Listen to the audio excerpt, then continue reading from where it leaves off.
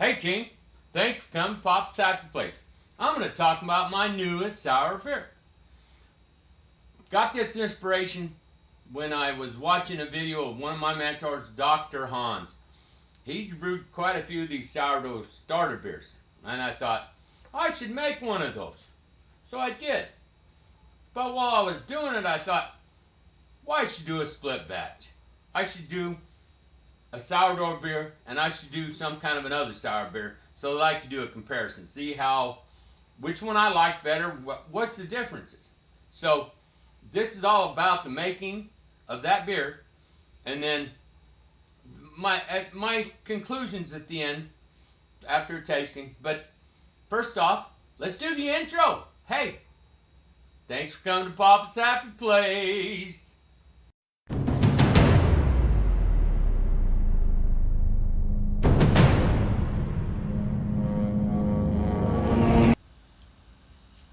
For this beer, I went with the Berliner Weisse.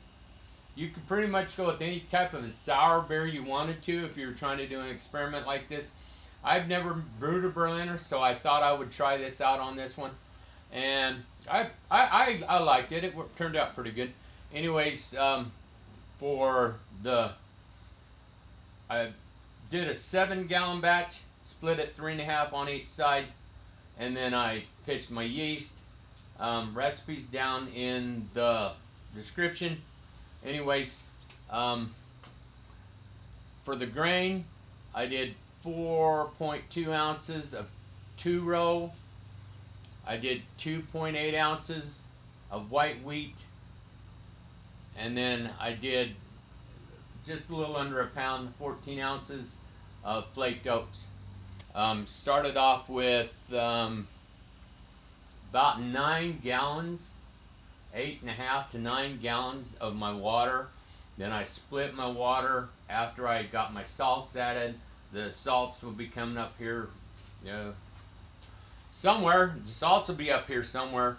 The kind of the style I went for was kind of a balanced. I didn't want it to be too crisp, but I didn't want malty either. I wanted a nice balanced mouthfeel on it. So I went with the balanced profile. The salts will be there. Once I got that, then I milled up my grain, split my water, and I put half of the water into a cooler to keep it hot at the strike temp. For the mash on this one, I just did a single step, 149 degrees. Strike temp was 160 degrees, and then my grains brought it down. Thought I would get where I needed to be. I was a little hot, had to stir quite a bit to get it down to where I needed to be. Let it mash in at 149 degrees for 60 minutes. 10-minute mash out, just 169 degrees. And then I pulled my grains, rinsed them out with the water I pulled, so I got my full 7 gallons after I got done. Pulled my grains, brought it up to a boil. This is a real simple boil. Wanted very little IBUs, so I went for like 8 IBUs. Put some Magnum in it, just right at the last 15 minutes when I did my whirl flock.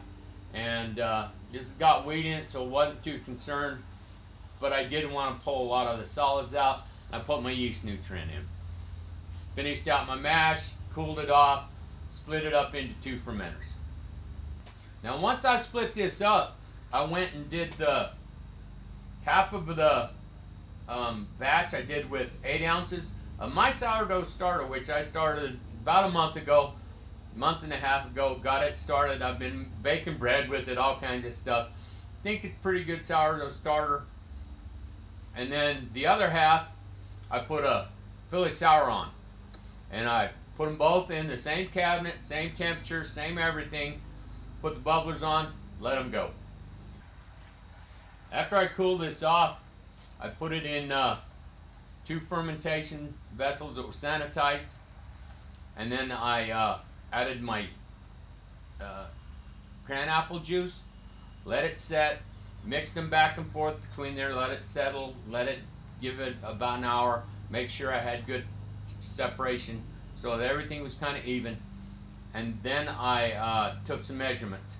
My Final gravity after the boil and cooling off was a 1027. And after I added the juices and everything and put it all back together and then let it set, then I ended up with a 1036 original gravity is what I went into fermentation. Once I got to that point, then I ended up putting the sourdough starter in one side. That's my sourdough starter that I started maybe 2 months ago. And I've been feeding it and getting it built up to where it's a good strong starter. Works really good on bread. And then my other one, I use a package of Philly yeast. So I wanted a good comparison between these two, see what I got. Sourdough starter went crazy. Hit it off really good. They're both held at about 80 to 83 degrees on the temperature. Sourdough starter was almost completed in 24 hours. It was complete, no airlock activity, everything, and it was done in 36 hours. Philly style took about 3 days. The sourdough, I kind of was pointing with a 1.013 to 1.015 from the results Dr. Hans had with his recipe. Mine fermented out quite a bit further. I ended up at 1.009. So I got a little more alcohol out of mine. The Philly, same thing, 1.009. Let's talk about the pH on these beasts. After fermentation, I did a pH sample to see how these matched up pH. The sourdough starter beer ended up at a 3.4 pH.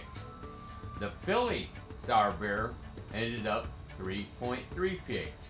So they're both very close as far as that sour level, as far as the pH of a measurable difference.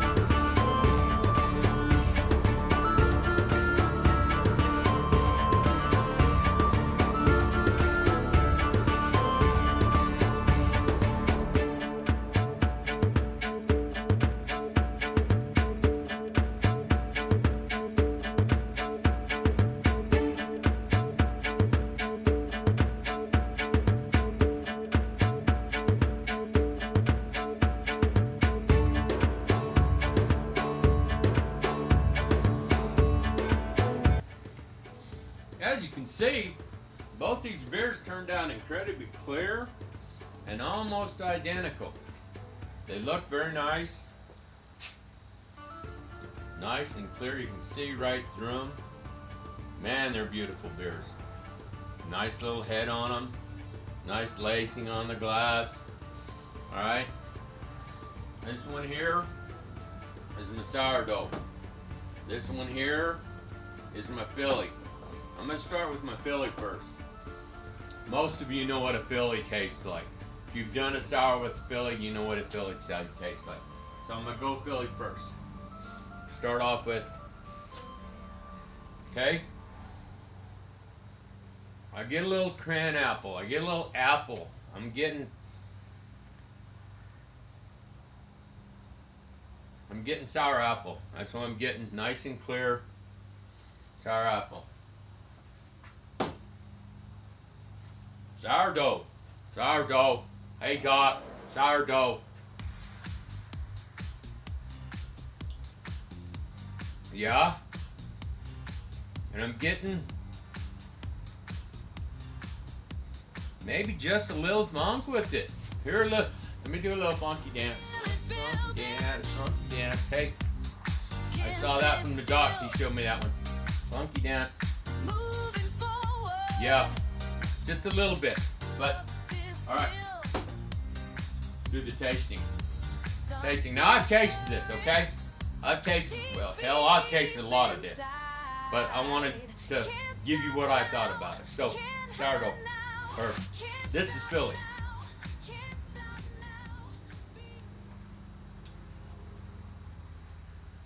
Okay, sour. It's right on the edge.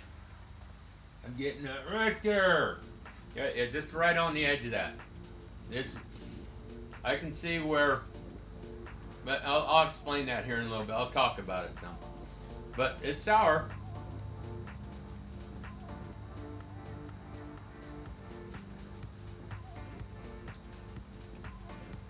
Just a touch of apple. If you think of green apple, that's what I'm getting here. Just sour green apple.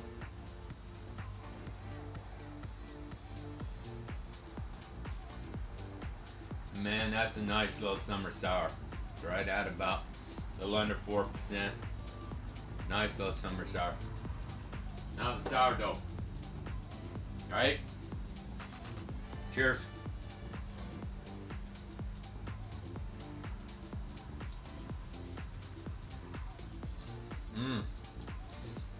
It's got a little different mouthfeel.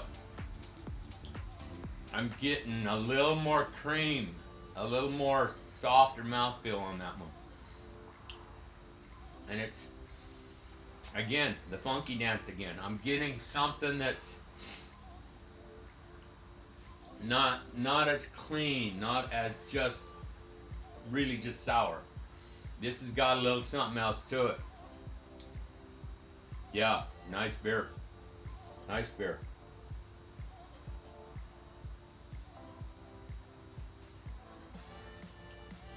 Yep, right there. Right there. I'm just getting that edge of where it's got that pucker going really hard. Nice. Nice. So, really comparable beers. Really close. What I'm going to have to say about that is that they're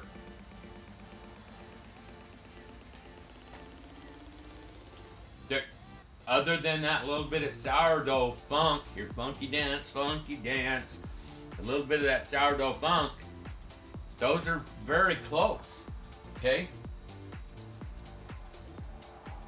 So in conclusion, this is a valid experiment. We did good. I think so. What can I say about this? This is my sourdough. Philly sourdough.